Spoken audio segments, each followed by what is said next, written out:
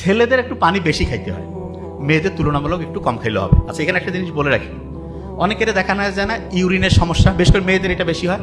খুব সহজ, বেশি করে পানি খাইতে হবে, এটা 1 নম্বর ট্রিটমেন্ট। মেয়েরা কিন্তু তুলনামূলক যেহেতু ওয়াশরুম সব জায়গায় ব্যবহার করতে পারে না, পানি কম খায়, এই জন্য মেয়েদের অনেকগুলো কারণের মধ্যে একটা বড় কারণ পানি কম খাওয়ার কারণে ইউরিনের মধ্যে ইনফেকশন হয়, এবং এই ইনফেকশনটা থেকে বাঁচার জন্য পর্যাপ্ত পরিমাণে পানি খাইতে হবে। আরেকটা জিনিস, আমরা ইসলামে যারা আমরা যখন প্রস্রাব করি তখন কি আমরা বসে করি না দাঁড়ায়? নর্মালি বসে।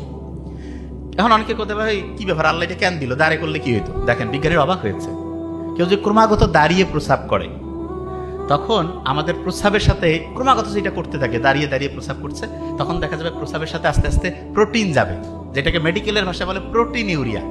তার মানে দাঁড়িয়ে যখন কেউ প্রস্রাব করে ক্রমাগত, তখন আস্তে আস্তে তার প্রস্রাবে প্রোটিন যেতে থাকে, এবং প্রস্রাবে প্রোটিন যাওয়া মানে আস্তে আস্তে তার কিডনির যে ক্যাপাসিটি সেটা ক্রমাগত দ্রুততার সাথে ধ্বংসের দিকে যাচ্ছে।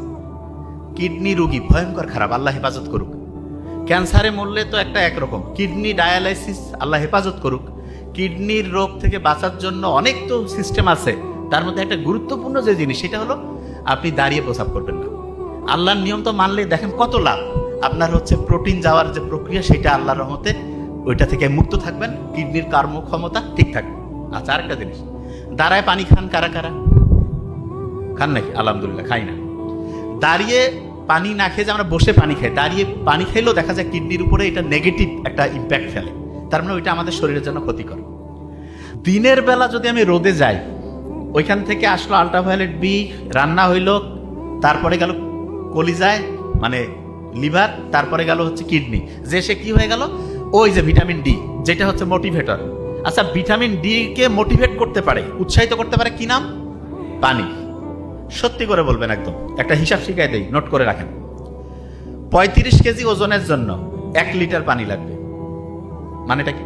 একজনের ওজন যদি 35 কেজি হয়, তাহলে তার সারাদিনে পানি খাওয়া লাগবে কতটুক? 1 লিটার। 70 কেজি হলে কত?